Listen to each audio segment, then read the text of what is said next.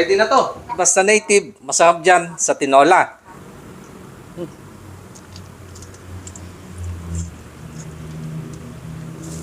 At dahil nga mahilig tayo sumubok ng iba't ibang klase ng ulam, sasabawan ko to sa gata. Jmar Agustin Kapsat, eto na yung request mo, tinola sa gata na may tanglad at sili. Yayariin ko na.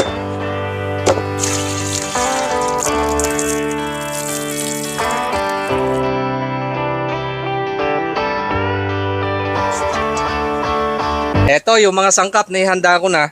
Gigisahin ko lang sa sibuyas, bawang at saka luya. Etong karne, papuputukin ko sa sapatis. Ibig sabihin, palalabasin ko yung kanyang sariling mantika. Sa ganitong parang kasi mabisang pantanggal ng lansa at saka pampalasa.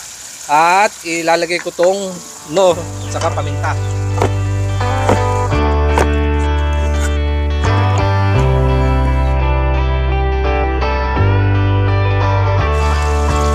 Napalabas ko na yung katas gamit yung kanyang sariling mantika. Ngayon, itutuloy ko lang pagpapalambot kasama nitong tanglad saka yung gata. Ilalagay ko na din yung papaya saka sili. Hindi naman kasi kailangan ito masyadong pakuluan dahil yung nakatay ko ay medyo bata pa.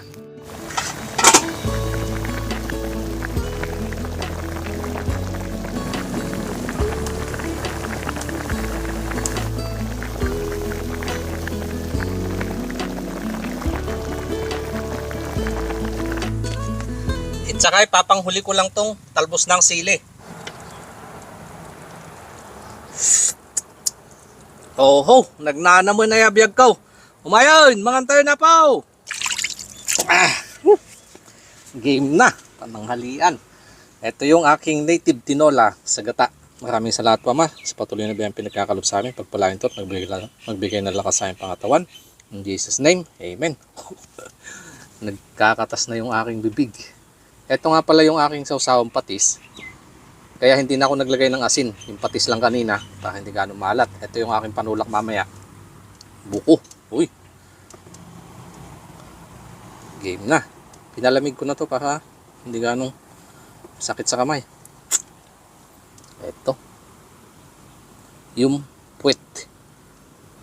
Pinag-aawayan. Yung parting yan. Kain po tayo mga kanayon.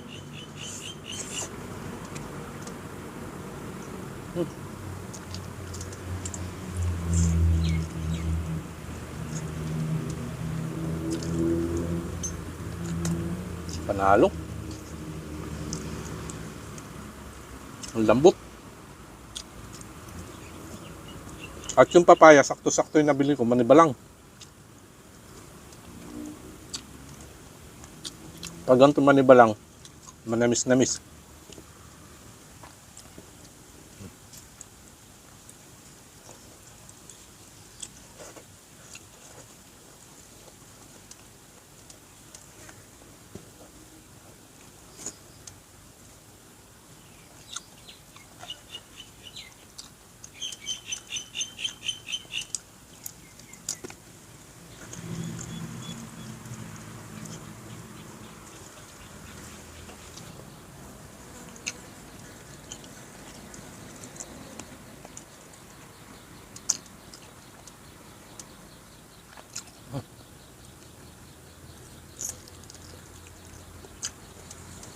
Ang bango ng tanglad.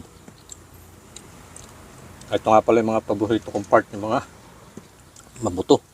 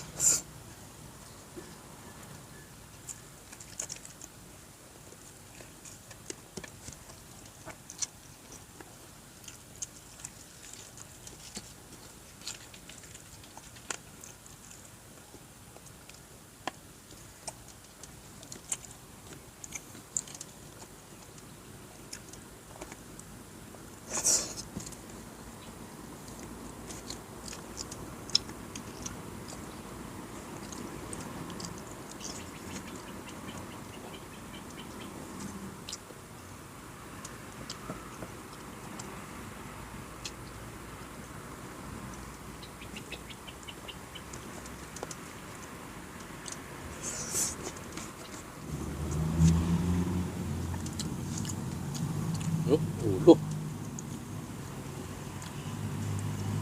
Paa. Masarap natin.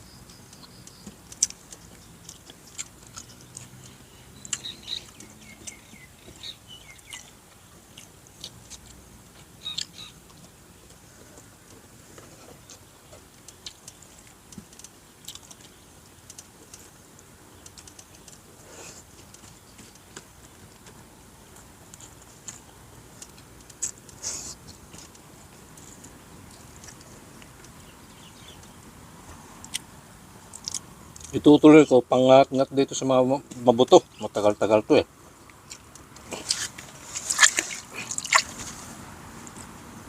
Yun lang po muna ang ibabahagi ng aking mga kanayon. Maraming salamat po sa atin lahat.